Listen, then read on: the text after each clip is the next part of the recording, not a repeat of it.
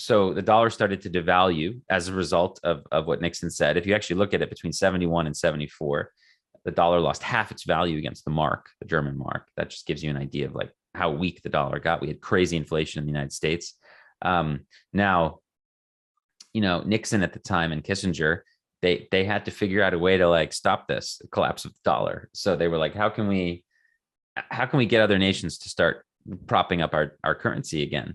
So they hired a guy off Wall Street, William Simon. He was a bond salesman because they needed to sell bonds. And they hired him and he became Treasury Secretary. And they were like, well, who's going to buy our bonds? Who's got a lot of money? The Arabs, the Saudis. They had just been the beneficiary of a big political transformation where energy and oil, the lifeblood of our world, was run and controlled by Western corporations for a long time, right? The Seven Sisters. Okay, well, after the 60s, there was decolonization and nationalization, and these Arab countries took control. So the OPEC nations now controlled the economic lifeblood of the world. They had 80% of all the world's oil. Okay, so we sent Simon over to Riyadh, to Jeddah.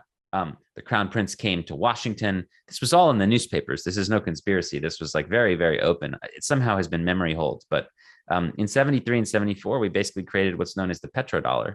And it was quite simple. The agreement was such. The Saudis would agree to price all energy sales in dollars only, meaning if you're Malawi, you can't print your own currency to buy oil. You have to go get dollars. So this is just like increasing global demand for dollars because everybody needs dollars to get the oil they need to run their country and to improve.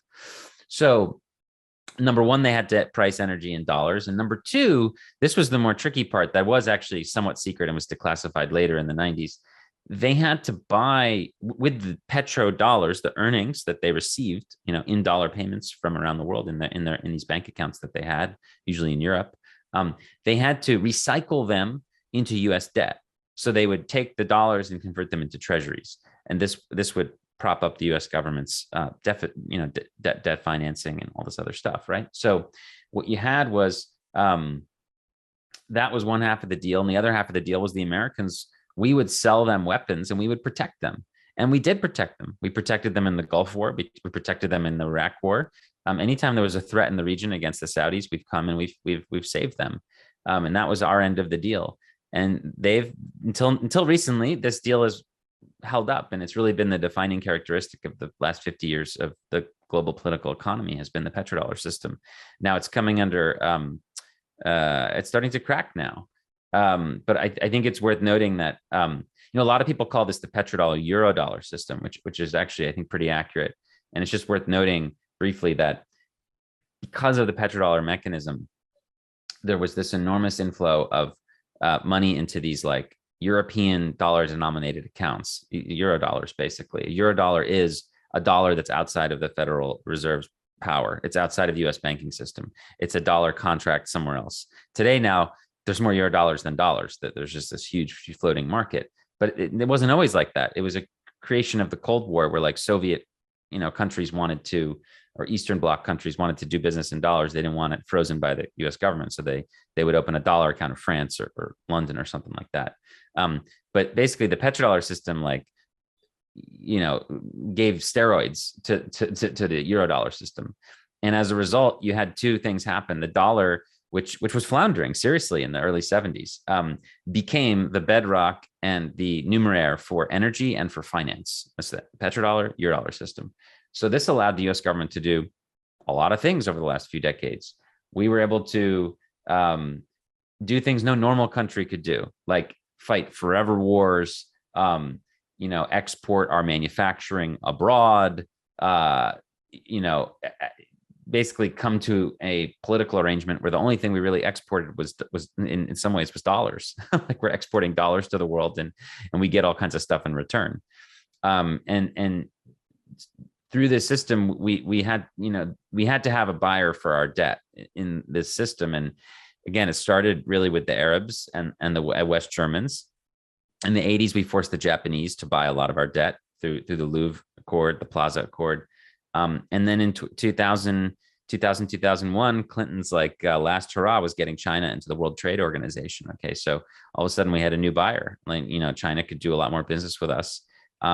They were selling a lot of stuff to America in that first 2000 to 2010, massive amounts of stuff, opening up their economy. And guess what they did with the dollars they earned? They bought treasuries. They bought $1 trillion of treasuries in that decade. So you had this like constant pressure over the decades as a result of the system, a buying pressure for U.S. debt. And again, this allowed the U.S. government to go. We're now in $30 trillion in debt. And it's because we have this external foreign demand for our debt, regardless of our economic performance, regardless of the fact that we're so indebted. This is highly unusual, and will be seen as an aberration in history. So today the system is coming under pressure. Okay, number one, you have foreign governments buying more gold than treasuries. You have China and Japan, the two largest holders of treasuries. They stopped their rate of buying, and they've essentially been dishoarding. They've been like reducing their total stock of treasuries in favor of other things. You have countries starting to talk about pricing energy in other currencies, whether it be the Saudis selling to China, that's their largest client. They sell 25% of their oil to China. Why would they use dollars? They're going to start selling that in RMB. You've got Israel, an ally of the US, selling off dollar reserves to buy Chinese reserves. So this whole petrodollar euro system is coming under pressure.